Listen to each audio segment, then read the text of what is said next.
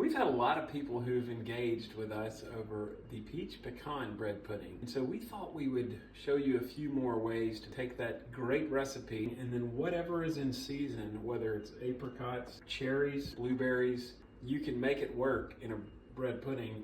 And pecans are always in season because if you store them properly, they're fresh year round. So let's get started.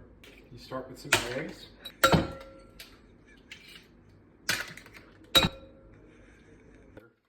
Go ahead and throw the sugar in, exactly 1/3 of a cup, no more, no less. We'll get our cream.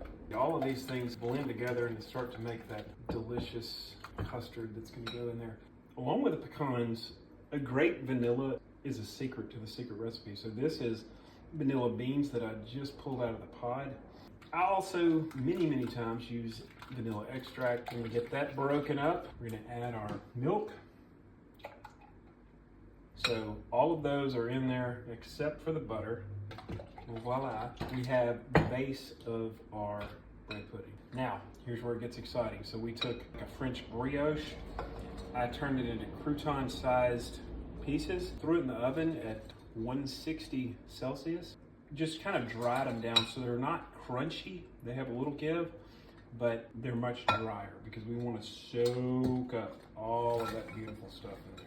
So we're gonna take our pecans, and look, I love to put pieces in the custard part. I think it's beautiful to top it off with pecan halves. We've got these little buttered ramekins. We're just gonna start it off with a layer in the bottom.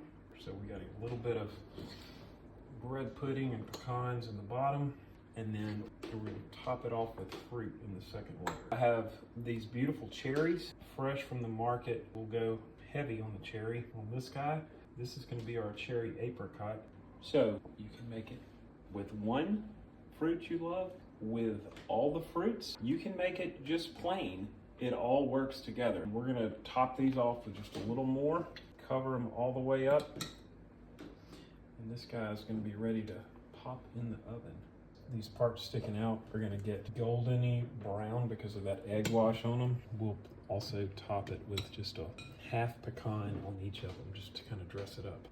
Now the glaze, my favorite part. People use lemon. My favorite glaze for pecan bread pudding is the lime. And sometimes I do lime bourbon, but this time we're going to take half a lime, squeeze that onto our powdered sugar.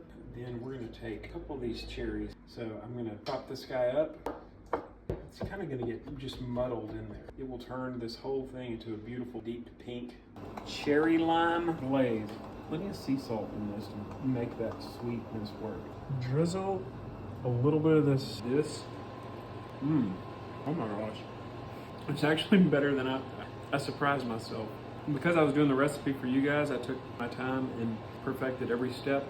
A lot of people don't like a bread pudding that's super mushy. This is everything that you want. You get a little crunch with the pecan. There's the tart from the different fruits. This one has that cherry and a little apricot. The rest of the afternoon, what will I be doing? I'm gonna eat this and take a nap.